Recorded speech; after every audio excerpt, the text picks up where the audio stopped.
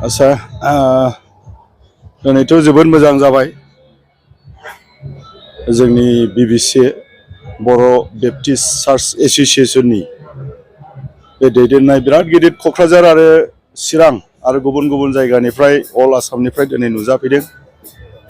बांसिनै क'क्राझार आरो चिराङा बेस खालामो बे एसोसिएशनखौ।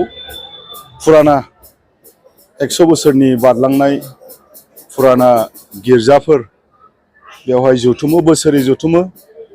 आंखौबो दिनै हांख्राय हरनायखाय आङो बेयाव फैदों।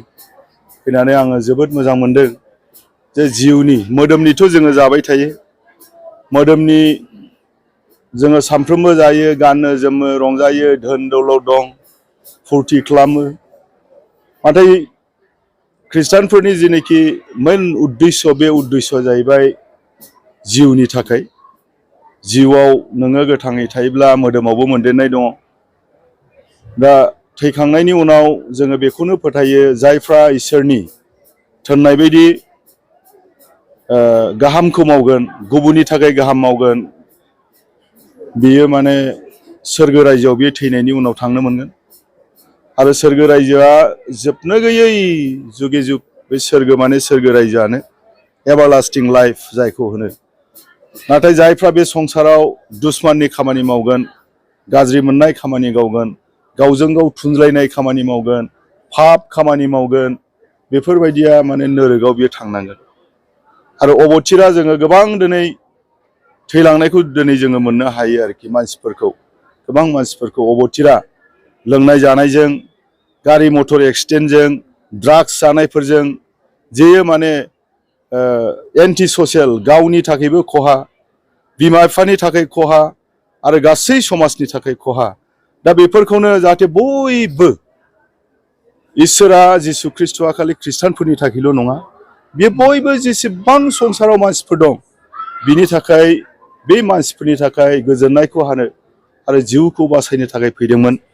बेनिखायनो बयबो मोनथिथों होननानै बिदिनो जोङो प्रग्रामफोरखौ खुंबाय थायो। दा दिनै बिबिसिआबो दिनै एनुवेल कनफारेन्स, दिनै बे जोबथा सान, दा हरावनो जोबसिगोन, बिदाय जासिगोन।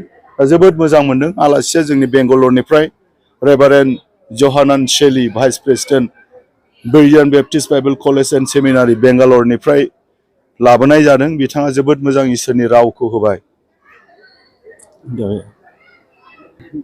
एसटिआथ' जों एसटिखा, जों बर', जों जेबो सोलायाखै। जोंनि जानाय लोंनाय, गाननाय जोमनाय, गासैबो एम्फौ फिसिनाय, गासैबो ट्राइबेल हिसाबै बर' जाथिया जेखौ नांगौ बियो जोंनि थाखाय, जों बर' ख्रिस्टानफोरनि थाखाय फुलफिल्ड। जों एसटिखा। बेयाव जोङो खोनादों जे सोरखौबा माखासे संगठनफोरा जे ख्रिस्टियानफोरा जाहाथे एसटि जानो मोना, एसटिनिफ्राय माने दानजानांगौ होननानै बिथांमोना डिमान्ड खालामबाय थादों आरो धरनाबो होनाय खोनादों आं। दा आं बिथांमोनखौ खावलायदों जे जों गावजों गाव बर' जाथिजों बर' जाथि जोंखौ माने ट्राइबेलनिफ्राय दानगारनो होननानै बुङोब्ला बियो माने मोजां जानाय नङा। बेनिखायनो आङो खावलायदों, बियो भारतबर्षनि संबिधानाव जोङो मोनखानाय सिक्रिटि, बे मोनखानाय सिक्रिटिया बे थाबाय थानांगौ आरो थागोन। आरो बेखौ निस्सय जोंनि मानगोनां जोंनि आसामनि CM डक्टर हिमन्त बिश्व शर्मा सार, बेबो नायबिजिरगोन। लोगोसे जोंनि भारतनि प्राइम मिनिस्टार नरेन्द्र मदि सार, बिथांमोनाबो माने नायबिजिरगोन जाहाथे बे ख्रिस्टानफोरनि सायाव, जों बर'फोरनि सायाव जेनाखि एसटि दाननो नागिरनाय, बे एसटि दाननो नागिरनाय इस्युआ जाहाथे बांनायनिफ्राय बांद्राया।